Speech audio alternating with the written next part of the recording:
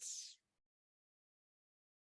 here, but he is a graduate of St. Andrews himself. His father also went to St. Andrews. And when we had our children, we have 4 children, I thought, I'm a public school girl myself, all the way through college, actually, and thought there's no way in hell I'm ever sending my kids to boarding school. Like, that is just absolutely not something I'm comfortable with, never going to happen. And it wasn't until our daughter was ready to go to high school, and she said, I really want to go to St. Andrews. I want to apply. And we thought, well, I guess we can give her the chance to apply. I mean, maybe she won't get in. She got in. And then we thought maybe we can't afford it. We figured it out. And then I went back for the visit back day, and I was still like, this is not happening. Absolutely not. And I went for the visit back day and saw the St. Andrews kids on campus. And by the end of the day, I realized that what a selfish decision it would have been not to send her. If we could do it, she had the opportunity to go to this magical place. And I saw these kids doing these incredible things, like this diverse group of just amazing students that we sent her, and subsequently have sent 2 of our other children as well. And they've all thrived. And my older son, actually, I knew from the get-go he should go there because he was not an athlete, and our public high school is very like rah-rah sports. And so I thought St. Andrews was a much better academic place for him. And we thought, like, he'll never be like the athlete of the family.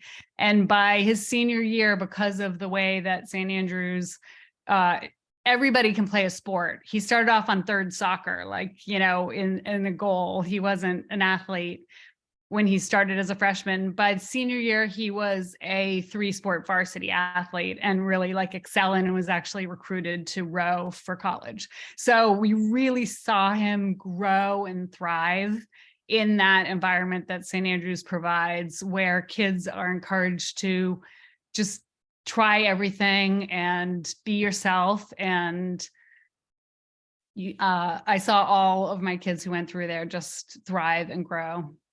So, and if you are coming for a visit back day, Elizabeth's son gives an announcement every single Tuesday as part of a pizza sale that he and his good friend do on Tuesdays.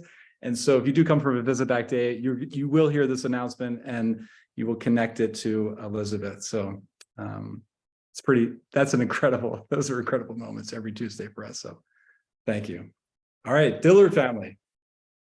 Hi, this is Marvin and Robin. Our daughter is Marie, and she is a Form 5 or a class of 24. It's sneaking up on us now.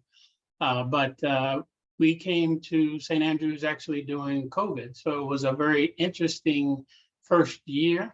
But what we learned is she really didn't miss anything really coming in based on what we saw some of her colleagues do from other schools, right? But one of the things that you've seen while you came through your admissions process or your visit back, that is the school. The welcome that you get, the family environment that you see, that is what exists at St. Andrews. And Marie's an only child.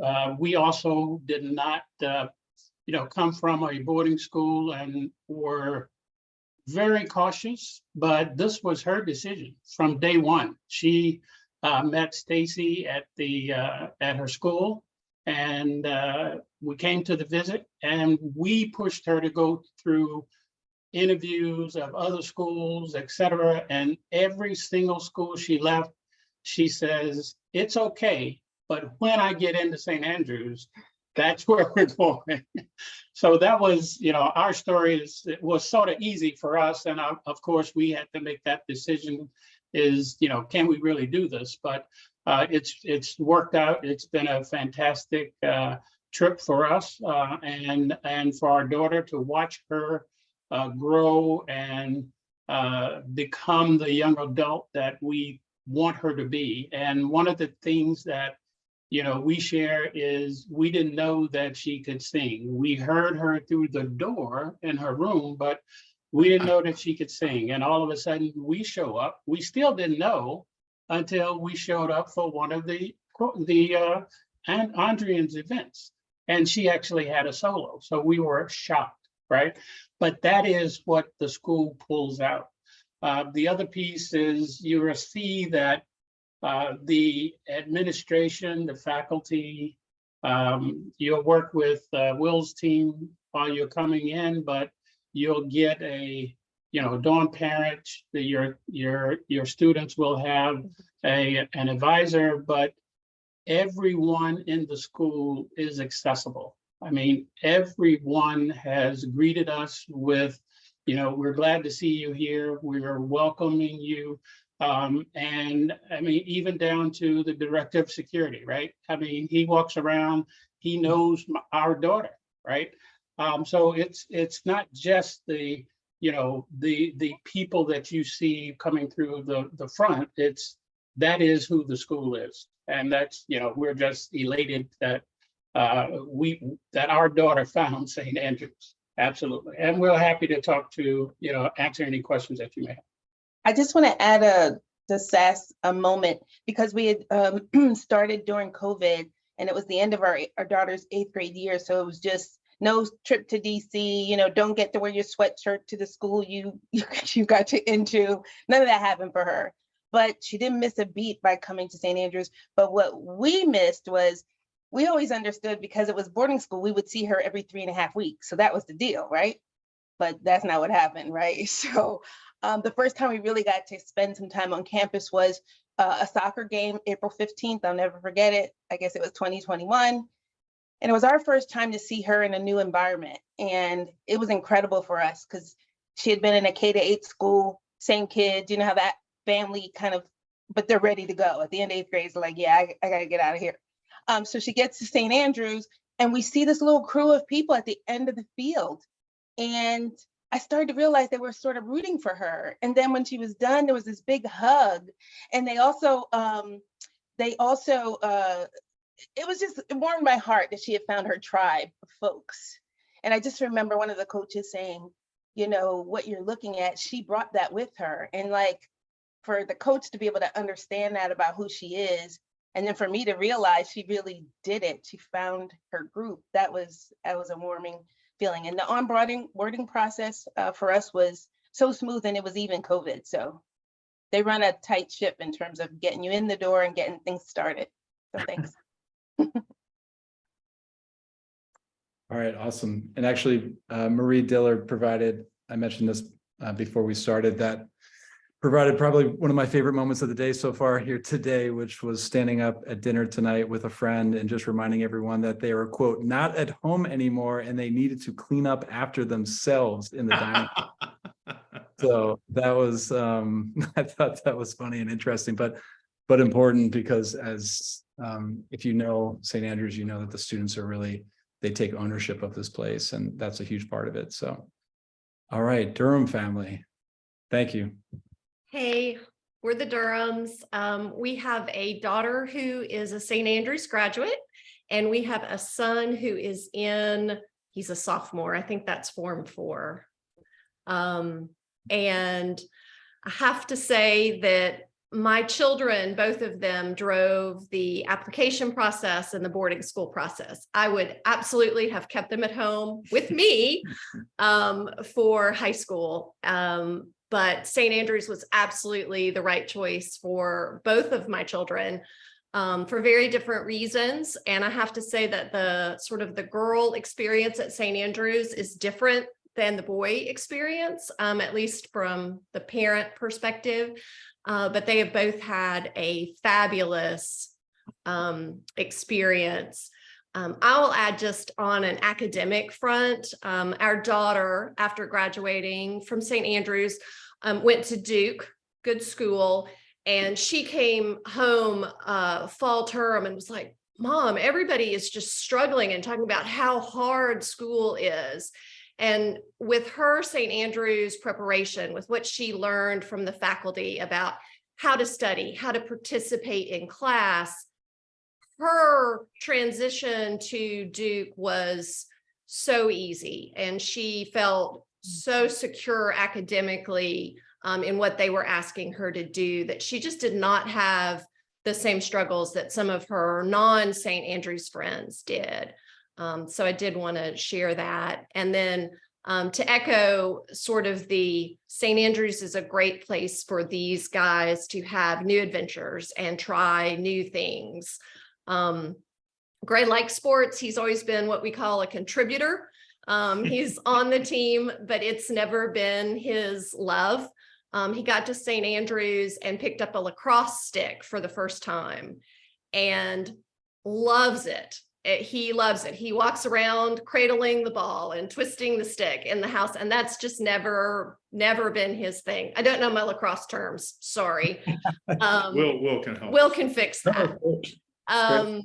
But to watch him fall in love with this sport and with this team has been magical for us, because at his local high school, you have to be extraordinary. In a school with roughly 3,500 students, to play any sport, you have to be extraordinary. So he would never have had that experience but for St. Andrews, and it's been joyful for him and for us. That's great. Thank you for that. The Pitt family. Hi, we're Amy and Joe, and we have 2 daughters who are St. Andreans. Just quickly, first, our first daughter graduated in 2021, and she is off at college at the University of Pennsylvania. She spent all 4 years at St. Andrews.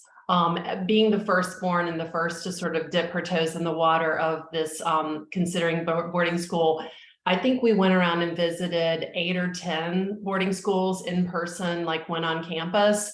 I can't remember how many each of our girls applied to, but it came down to kind of 3 or 4 high octane, incredible schools where we would have been excited for them, to just be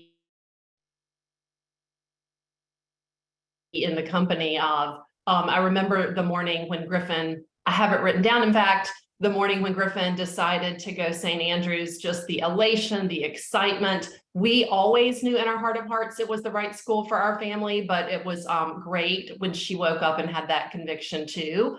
Having 2 children there who are the same gender, you would think that they would have a similar experience. Their experiences have been incredibly different. So I would say whether it's, academics or arts related or sports related or their tribe, like just because one child or one student has one experience, it's so custom and customized. And someone said earlier, the faculty, everyone will know your child individually and personally. We're not kidding. The front guard house, they will know them, the person, just all across campus. So with our second child, Josie, our second daughter, is a senior. So she's graduating this year, class of 2023. She had her freshman and sophomore year as sort of COVID, house lockdown, back doing school, hybrid, all of that season. But I will say, what St. Andrews has done is, any interest she didn't even know she had, they grew and watered and nurtured. Sports and arts that she had never practiced before, she did those things. We're not student council type people. She's co-head of disciplinary committee and just doing things that are uniquely her. She was encouraged and spurred on by the village and the other adults in her life. And I'll wrap up by saying 2 things, and I feel very strong in my core. If you want your children or your child to go to the best high school in America, it is St. Andrews. In my book, it sounds provocative, but by any measure, if you go down the checklist of every qualifier. It is so well-rounded. It is an extraordinary place that has really blessed both of our children.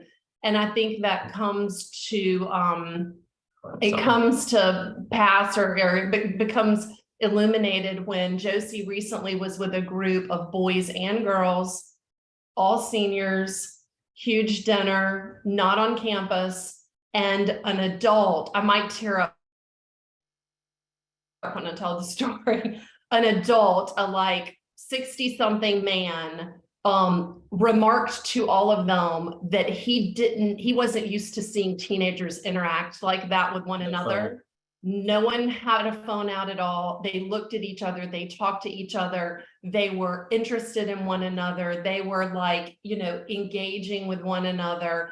And he literally said, you guys have something special. So. And I would add also, our daughters very different as well. The first one was an extrovert. She left an extrovert.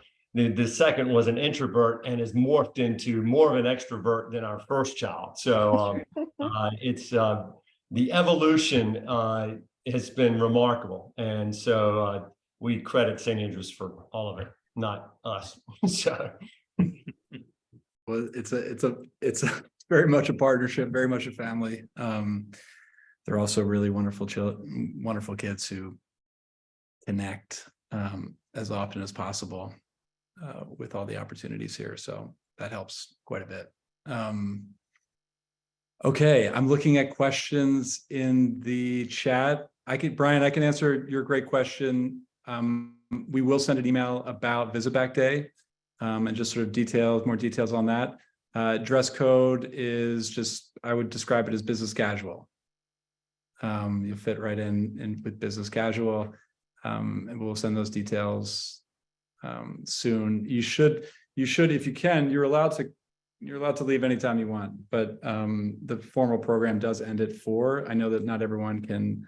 I know at least one family who can't stay until then. So, but don't. Our flight's not till the next day, so don't worry.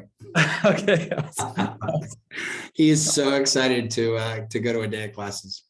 That's excellent. We're excited to have him. So there were 2 similar questions around sort of onboarding, especially for sophomores or new students. I'm always eager to take that one, but because I'm also thinking, I'm not sure, does anyone here have a student who came as a new sophomore? Do you, Elizabeth? I have 2. Oh, okay. So our oldest daughter applied as a freshman from our public high school and came as a new sophomore, and our youngest son, because of COVID, he was at the public high school at first and then came as a new sophomore. I mean, both, it's a seamless integration. It's really pretty amazing. There was no lapse in sort of being brought into the fold and making friends and getting involved. And I mean, I think part of it is also like, it's a small school, so kids are excited to have like a new student come in. And what you'll find is the kids at St. Andrews are so nice. Like, this is a really nice group of kids. And I think that admissions kind of works hard to select a really great group of kids. And I've, my kids have had no problem seamlessly just kind of integrating, as 2 of them as sophomores, 1 came as a freshman. So. It actually goes to show it doesn't even occur to me that it just, just think of them as having all been here. Everyone has been here the whole time, for sure. Skylar is asking a great question about, I don't know if the Durhams can take this, the different experience, but actually Elizabeth, you can as well, just the different experience between boys and girls. Do you think there is a different experience? And if so, what would that look like? Well, to the Pitt's point, some of it is about who your children are. But I do think that the sort of the girls and boys are different. but Porter, I'm the one who said that. I was Do just you saying, have I thoughts? was waiting for you to tell me what the Okay. differences All right, that's me. were. So my daughter and her roommate connected over the summer, and they coordinated a rug and pillows and what kind of posters were going to go on the room. And they chatted with each other and they arranged to arrive at school at the same time. My son and his roommate emailed each other, said the equivalent of yo, and then arrived on campus. It's true. It's very different. Dorm life is different. Layton was all about cooking with her friends and chatting in the communal areas. And, you know, Gray is grazing on whatever appears in the dorm. Whatever snacks around, it's gone. So, I just think boys and girls have different touchstones, perhaps, of what they carry with them from home and what they bring to school. Having said that, they both have created at St. Andrews great groups of friends.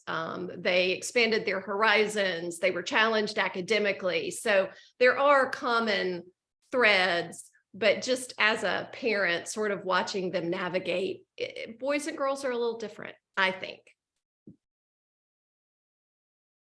Absolutely.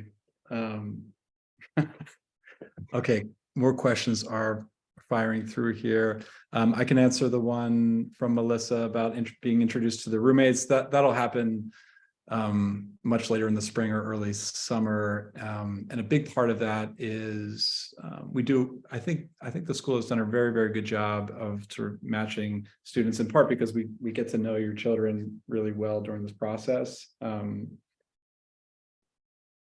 One of the things that we talk a lot about, and I've been thinking a lot about, is just making sure they're going to connect with each other no matter what. I think in the past we would say, don't contact each other and just get to know each other on the first day. That's how it was when boarding schools, that's pre-internet boarding school. We know that's not going to be the case. So I've been thinking about just being really intentional with not only roommates, but, full classes, connecting with each other in ways that is intentional and doesn't make them think they know each other before they get here. I think that's really important to me.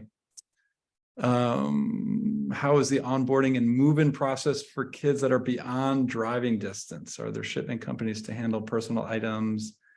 Has anyone here had to do that themselves? Yeah, I'd say we're about a 9 or 10 hour drive. We're in Charlotte, North Carolina, but it's a lot further west than you think of. You don't think it should be 9. Yeah, get around Washington, DC. But we're way west. So there are absolutely great ways to store things over the summer, especially, think of all the international kids, they're coming from around the world. And so, 1 year during COVID, the whole wrestling room was turned into storage, and, you can leave anything that's big or bulky, leave the bicycles. They put them in pods over the summer and then they bring them back out. Everything is so thoughtfully done. From roommates to all of your children, they will be picked up at the airport, the train station, the bus station. They will, a week ago, I said to Josie, hey, Josie, email Miss Wright, because tomorrow, just to make sure your arrangements are, confirmed at the airport. And Josie said, Miss Wright already sent me my confirmation. So they just think of everything. They truly treat our children as their own. I was so worried that someone was going to get left at the airport or the train station or wherever. That is not going to happen. You can rest assured if they're flying from California. Griffin's roommates were from all over out west. They're flying long distances. One of her best friends is from Seoul, Korea. So they've done this before. They've got it, and they're not gonna it's gonna go smoothly. And one of the great benefits is when they do go to college, they're veterans. And you want to talk about the transition, not just for travel, but also indoctrination with a roommate at that point. It is incredible how fluid they are and experienced they are at how to engage at the college level now with a transition into that environment. It was secondhand to them because they had been brought along by St. Andrews in that process, the travel coming from North Carolina, and then also when you're meeting your roommate in college for the first time. You know, you don't have to be best friends. You have to live together. And there's a certain sort of cadence that you build with that. And they built that cadence at St. Andrews. And they knew how to do all their own laundry all the time. I'd like to share, our daughter unfortunately had a medical emergency. And we live in northern New Jersey, so it was at least 150 miles. It was January, it had already started snowing, and the school called and said, hey, we have this issue. We can take her to the local hospital there in Middletown. But they said, I really think we need to go to Wilmington and we need to go to the children's hospital there. And so we're like, go ahead, and we're gonna meet them there. We met them there, and the teacher that was actually driving her to the hospital wasn't one that she ever had. But I mean, imagine that someone took the time and they had them there and waiting with her. And she was a little afraid because she was sick. And when we got there, he stayed there with us for a little while, and then he transitioned and went back to school. But the idea that someone could stand in for you, when your child is really afraid, that made all the difference. And then on the other side of that, we recently had to send prescriptions. Medicines didn't make it in time, but they go and pick it up at the pharmacy. Like, go figure, you can just, someone goes and picks it up, or your child needs, some kind of special balm for their hands or whatever, and someone goes in and they've helped us. So I think they've got it covered. Just like the Pitt family said, they've thought of it all. And it's what, 90-something-year-old school, so they've been doing this a while, and yeah, it's been great for us. It's actually, as a faculty member, it's one of those things where when you take a student to the emergency room, you're worried a lot about them. You're in constant contact with the parents. You're FaceTiming with the parents when the doctor comes into the room. But selfishly, it's actually a really great opportunity to get to know someone. Sitting in a waiting room for a very long time, or whatever it might be, you just sit and you just talk. So those have been some of my unexpected high moments as a faculty member here. Same here. So great question about the college process. I'm in my head, I've sort of done a calculation that everybody here has either gone through the process or is in very different stages of the process. Does anyone feel comfortable talking about that?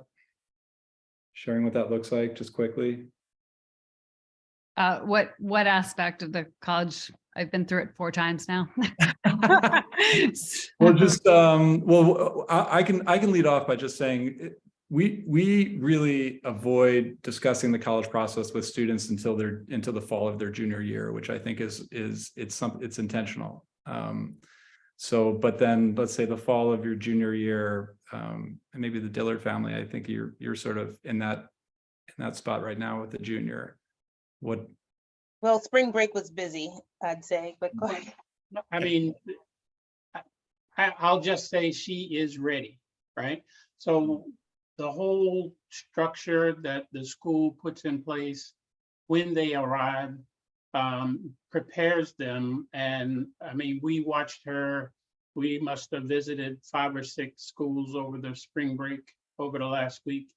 But to watch her engage with people, to walk up and, people look at us and say, why is she so comfortable talking to adults?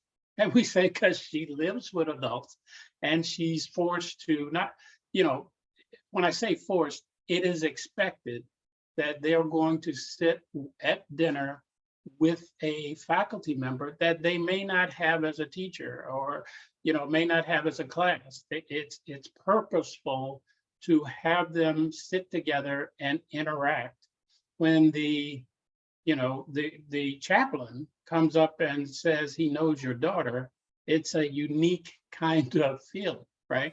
But specifically on the college, I mean, we've been through the intake process that St. Andrews sets up there.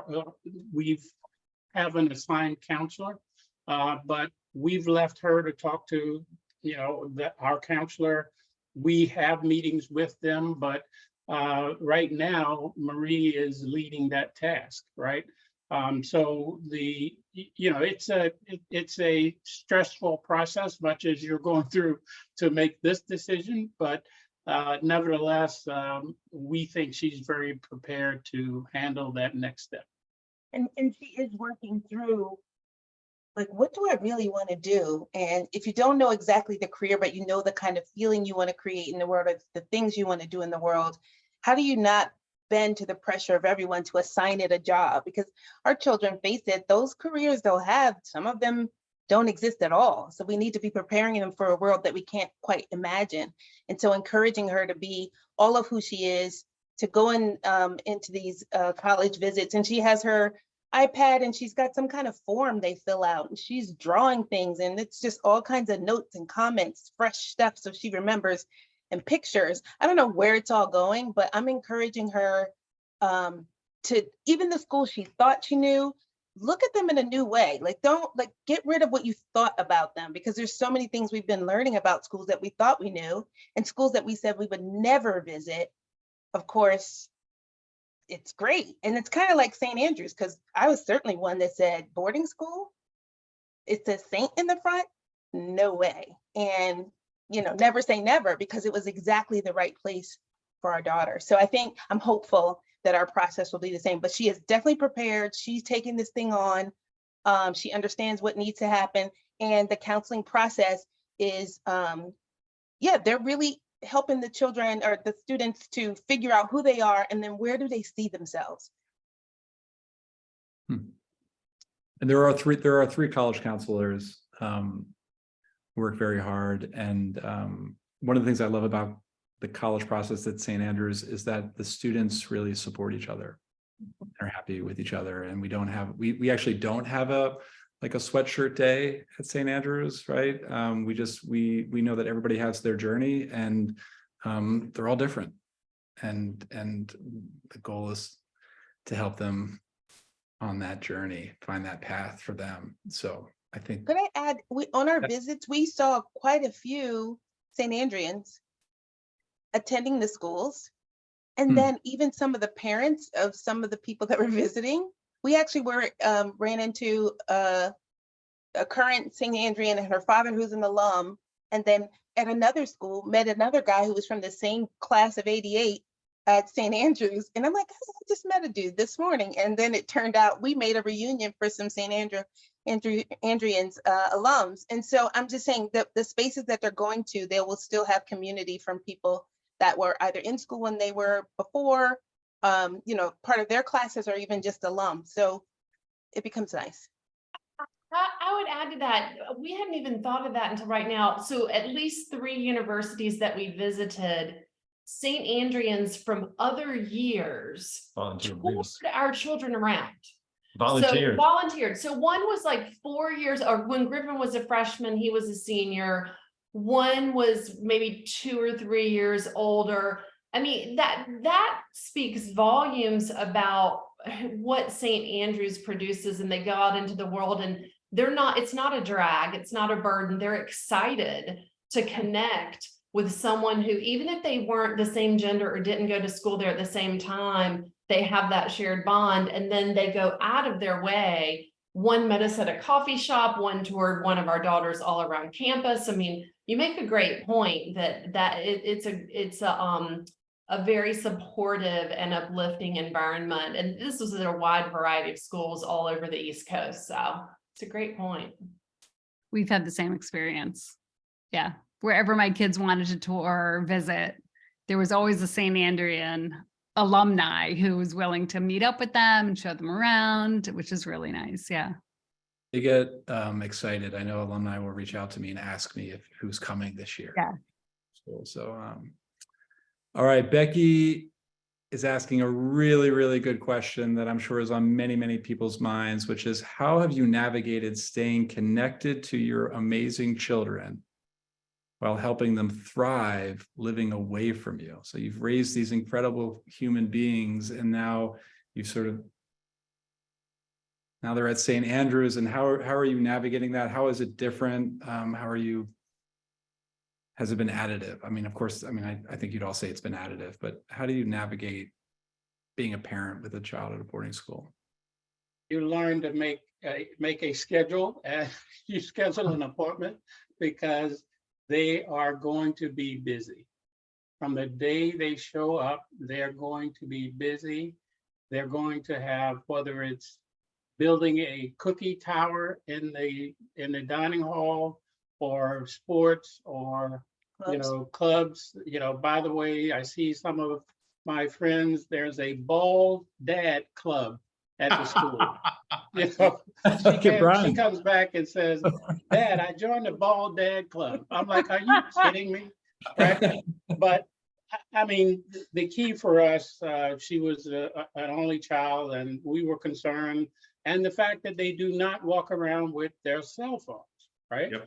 Now, and that was a significant item for us. But when you bring the student there and you're about to leave, and she says, Dad, I know we want to talk, but I got to go, right? Mm-hmm. And she's happy.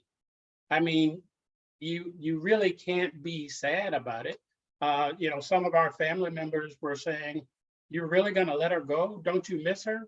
Well, sure, we miss her, but when you know that she's happy, that's what we look for, right? And she calls us when she needs something, of course, right?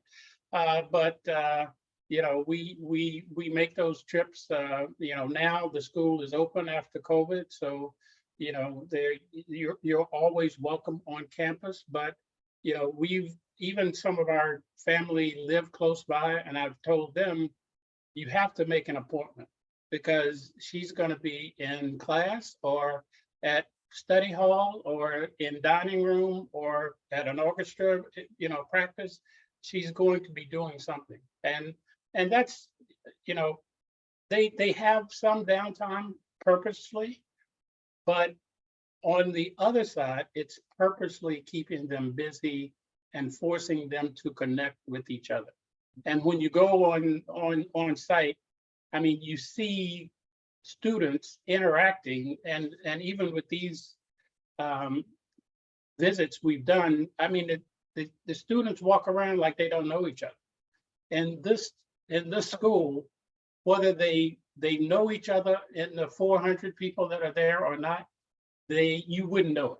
I mean, that's how the environment exists. How about when it comes to things like values? Oh yeah.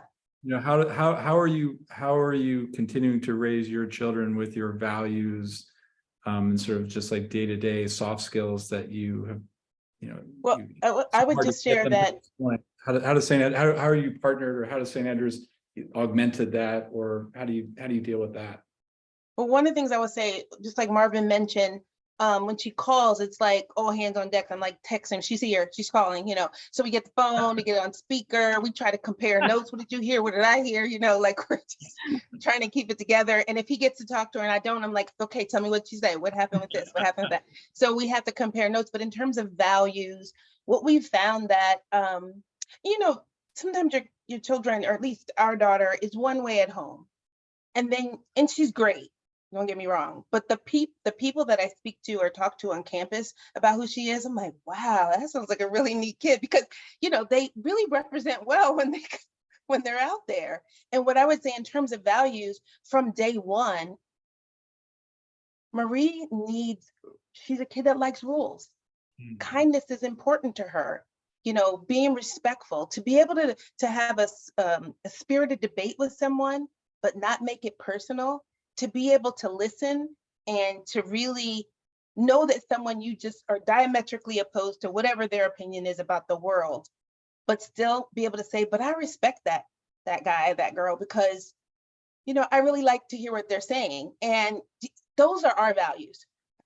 We want her to be in an environment where she's okay showing up in her skin full on, and being heard and seen, but also doing that for other people. And I think that was one of the most important things about St. Andrews. And she did have an opportunity as a freshman, or, a third former, where she had to stand up and speak about what she believed in. And it was so clear for her because the school had their code of conduct and, whatever the values are of the school, they're on the website. So when Marie was faced with a dilemma, she was like, okay, it says here that we do this and we don't do that. And it was really clear, and she knew exactly who to communicate with, which blew us away. And then there was a response and a result that was timely and appropriate. And we just kind of did like a fist bump kind of thing. Like, whoa, that was cool. Like, we didn't even get involved. She knew what to do and it's all over. Wow, okay. So I feel like in terms of our values, the way we do it is she knows who she is, right? It's about how do you show up in a space and then be who you are, be proud of who that is, and then see everybody else and see, how do they change you? How do you want to change? And I think it's the perfect petri dish for trying to figure out, going from being home, but then in this sort of freedom and autonomy, but kind of nurtured a bit.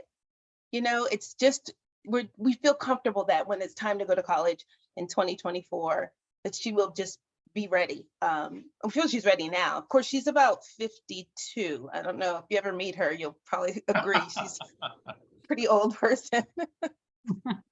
I would also add one of the benefits also is that the inverse, when you do have time, the quality goes through the roof. When you're around them, they really love being around us now. We love being around them. The quality of our time has dramatically increased with our daughters. Okay. Melissa's asking another great question. I'm gonna speed through some of the logistical questions after this one, but can you all share a bit about how your children have engaged in community service? And just to put some context around this, we don't require community service here at St. Andrews. We give the students the opportunity. We hope that they choose to take it, but it's not a requirement. We just think it's part of being an engaged citizen with the world. So can you all share a little bit about how your children, if you know, you may not know, I might know in some cases where you don't. All of my kids have done adaptive swim, tutoring at the local schools. And I think Zach and Amelia both did tutoring at the local schools, and Sandra did adaptive swim, if I recall correctly. But it was something that I had nothing to do with. Like, these were just things they informed me that they were taking part in, and it was part of their routine. And they just seemed to kind of do it as part of their schedule. Like it was built in almost, but not required. But yeah. I would say our one of our daughters, similar, we didn't have any input into it, but it meant a lot to me. Both of my grandparents were incredibly important in my life. And so I think as a result, I have an affinity for people who are older in life. And so one of our daughters became a weekly religious visitor of, it's called the Mott Senior Center. So it's Middletown, Odessa, and Townsend. They have a senior center where I don't think they live there, but you can tell I don't even know as much about it as I would like to. But it's a center where the elderly come during the day. And Griffin, she wrote one of her essays on Miss Greta. We were in full tears. She spent so much time getting to know Miss Greta and hearing about World War II. And I don't want Griffin to hear the day when Miss Greta passes away. Oh, gosh, no. So who knew? But now our daughter, she also has an affinity for people who are more seasoned and wise and older in life, and that just makes my heart so full that she got to connect with kind of surrogate grandparents there in Delaware. I have to add that so she was the founder of that group, which is still going very strong today. You didn't know that. You didn't know that? So, yeah, she came to Don't me. even know that story and how that came about, but thank you. I should. My old life here. So I actually, because I went to St. Andrews, when I went to college, I ended up becoming I was in charge of all of the volunteer programs by my senior year, sort of managing and making sure the vans and everything was working the way it was supposed to. And one of the ones that I led was to a senior center. We played bingo on Friday afternoons, and it was great. So when Griffin came to me and said that she knew there was a senior center in town and she really would love to start taking students there, it was pretty easy. And I love the fact that you don't know that. So it was her and a friend. It was her and at least one other friend. So to answer, Melissa, your great question is that we have established programs. It's also, I know that there was a student who graduated last year who started taking students to a shelter, an animal shelter, to work there on Sunday afternoons. And so students who loved animals, and then once you do it, you love it, right? And then you keep going back, so that's been that experience. Okay, I'm going to do my best here because all these great questions are coming in. Karina, there is a schedule. This is embarrassing for me because I don't know the exact date of move-in day for next year, because I have a lot of dates in my head right now that go from August until like about September 3rd. But there is the entire calendar for the 23-24 school year is already up on the website. And you can print it out and put it on your refrigerator, but I can also email that to you afterwards. And I just don't want to give you the wrong date right now. Carolyn's great question about filling out questionnaires to match students with roommates. That is something that I'm considering. We've never done it before. And I'm not a huge fan of change for, I'm not a huge fan for change. We've never done it before. It's work. It always, let me put it this way. It's maybe once every 3 or 4 years, we have a situation where we have new students who are living together who are just sort of like, this isn't working. Like we're not able to make this work. The faculty work really hard. Of course, there's going to be conflict. That's actually part of the beauty of everything. It's like sounds weird for me to say that, but we're okay with that because then we help them work through it.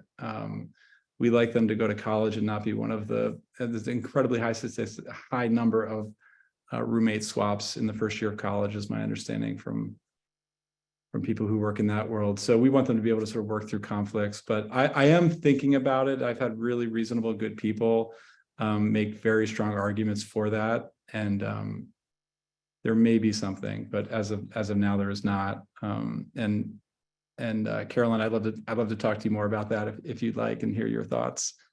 What are different opportunities? There's 2 questions here I can merge together. What are different opportunities do you have? What are the different opportunities you have as parents to get involved with kids at school? Which maybe could lead into a second question about how parents might feel connected to each other, which is especially challenging now coming out of the pandemic. But does anyone? I think when you get to visit school, if you have the opportunity and you have the opportunity to like take your kid and a couple friends out to eat or something, it is the best experience. You just get to know these other kids. And then at family weekend and arts weekend, you get to know the parents of these other kids that you've gotten to know.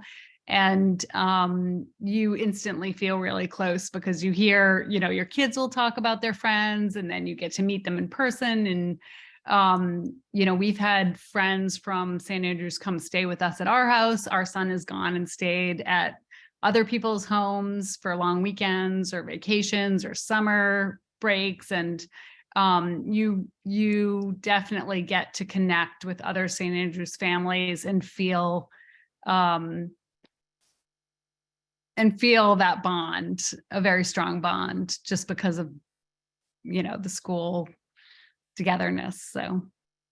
And those informal types of happenings are the more significant, but St. Andrews does I think a really good job of creating space to allow parents to get to know each other during this calendar, the regular school year, the sort of regular way events. where you've actually got time and space to sit, to visit, to meet, and then shuffle to the next thing together. And you thereby meet their children and they meet yours, and that just enlarges your family and enlarges the community.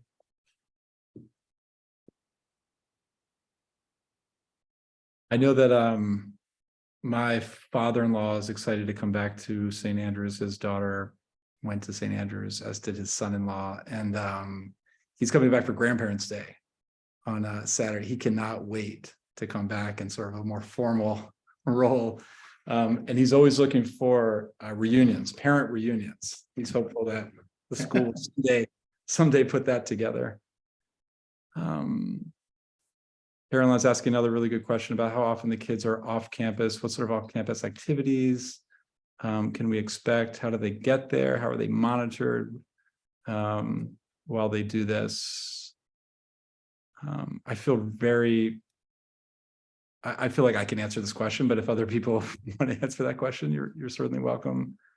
You should answer that question. I will say, Gray mostly is on campus, other than, athletic events, because there are things going on campus that he wants to participate in. And that's where the kids are. So I know they go off campus, and I know there are all kinds of logistics about getting off campus, but a lot of their life is on campus. And when we ask what's going on this weekend, it's about what's on the front lawn or what the planned activities are, as opposed to we're going to the movies somewhere. They do walk to the Acme. And I don't know if that is unique to my children, but I don't suspect that it is. We've been shocked at how little they've wanted to go off campus. I mean, it blows my mind. Maybe it's a Saturday afternoon or a Sunday afternoon. It's not both days in a weekend for sure. They will, maybe go to the movies or go to town. But Joe made a great point, which is just reminding, this is a 100% boarding school, and that is so important. It has been so valuable, and we valued that in the beginning, and I think we even still underestimated that they all do life together. And so there aren't kids coming and going. It's not a commuter school. We looked at one school where like half the kids were gone on the weekend and half the kids stayed on campus. No, they do life together. They are volunteering together. They are, going to away sporting events. They're taking the whole entire school to away sporting events to like support the soccer team or the football team. And so they create enough opportunities that there really aren't that many distractions. And the great news is they're not going off campus and wanting to go to so-and-so's house because maybe or so-and-so's parents are or are not around. That was going to be a non-starter for me, with my kids. That's one of the things we value is the adults in their life have eyes on them all the time. Someone does, and just there's not a lot of venturing or traipsing. Yeah, and I can speak from experience. I went to a boarding school in New Jersey where we had a large percentage that was day students, and we knew who the day students were because we could leave and go to their house on the weekends. And that was not always the best thing. It was great for me, but it was not always the best thing. So one other thing you do not have to worry about. Yes, I will say. Again, greatest school in America. That's right. I can speak. And there are school trips as students get older where we love to give them the opportunity. So we do a DC trip, and the seniors get to go over to the Georgetown area. We give a map to all the younger students and say, the Smithsonian is your world. We take students over to the Capitol and do some fun things with alumni over there, but the seniors get to go to Georgetown and sort of walk around there, which is fun for them. Same thing with trips to Philadelphia. We'll take students up to New York City to go see a play. These are all things that I'm excited that to come back sort of, post, now that we feel a little bit more post-COVID. So. Well, I can speak to, recently Marie was invited to an event in New York City. I guess there was a donor event, and the Orchestra Society or something was invited, and they actually drove them up and they played during the reception. And then they have this grand fancy dinner somewhere in the East Side, and they came back. So yeah, there's so many ways where they're getting out and engaged. But it's funny, it's all with each other. So they'll go to a haunted house, or they'll go to the mall, there'll be these scheduled big buses. I don't know how they get them there, but they get them back too. So, but yes, she's getting out and around. And just in terms of the music, that was one of the things we were really concerned about, is her having to choose, picking a school and then having to choose from her many passions. So she's a violist. She loves soccer, like nobody's business. She loves soccer, but she's also an artist, right? So she paints and she draws. And so we wanted a place that she could do all of those things. Now, I will tell you, she can't do them all at the same time. So that was hard, but she's gotten a chance to do most of it. And what she can't do during the school year, she takes intensives in the summer. So, and she's been able to have one-on-one lessons with Dr. Geisbach for viola. So we've seen her excel. And even a couple weeks ago, she was first chair violist in the Delaware All-State Orchestra. So that was pretty cool, because that came from that keeping the music going at being at high school. So there's that opportunity. So. And Andrew, I think she just answered your question. You can absolutely take one-on-one lessons for any instrument. Dr. Geisbach is incredible, but if there is something that he can't do, he has a huge network of people who can come to campus and give instruction, one-on-one instruction. And just to add, this year, within the past 2 years, the choirs have sang in the White House, in the National Cathedral in Washington, D.C., and on a multi-city, multi-concert trip across Puerto Rico. So they just have the most incredible opportunities. And I will also say, you meet kids that are their friends, and then they suddenly show up in the first chair playing something, and you're like, oh my gosh, where did that come from? Yeah. And my son actually did not play an instrument, but he found a piano instructor and learned piano and, got piano lessons, I don't know, on his own without us even realizing. And I'm trying to remember an open mic night where he came onto the stage and did something and the whole place went crazy. And I can't remember exactly what he did. He might have rapped a Hamilton. Oh, that was probably Zach, the younger one. I'm talking Yeah, Xander. Oh, Xander did okay, piano yeah. lessons. But Zach, Yeah. With open mic. Crazy question, not at all, Carolyn. We do have driver's ed here. If you're from Delaware, it's free. I can't tell you exactly how much it costs, but actually our driver's ed teacher is great, and he's here a couple times a week and is happy to teach driver's ed, and also just be a resource for if you take driver's ed maybe over the summer at home, or over spring breaks, whatever it might be. He can answer any questions, and he's happy to. Can you tell the West Coast children they're not allowed to drive back east? Yes. Yeah, we're also happy to just make up some sort of bureaucratic nonsense of why they are not actually able to take driver's ed. Happy to do that as well. So, all right, I'm looking at the time. I think we got through all of these questions. I think if you have any follow-up questions, either for me about, again, logistics, and I'm happy to do that, or if you have questions directly that you would like a parent to answer, please send them my way, and I'm happy to make that connection for you. So thank you again. I'm looking at these amazing volunteers for your time tonight. It's helpful. I learned a lot. I'm proud to be a St. Andrews parent, just hearing from you all, and thank you all again for coming and for being here. And we hope that you will reach out to us if you need anything during this process. And congratulations to your kids. It's not a small thing.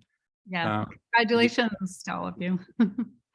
Pretty challenging for us, which is a great thing for you all. So thank you so much. Take care. Good evening, Welcome. putting this together. Thank you.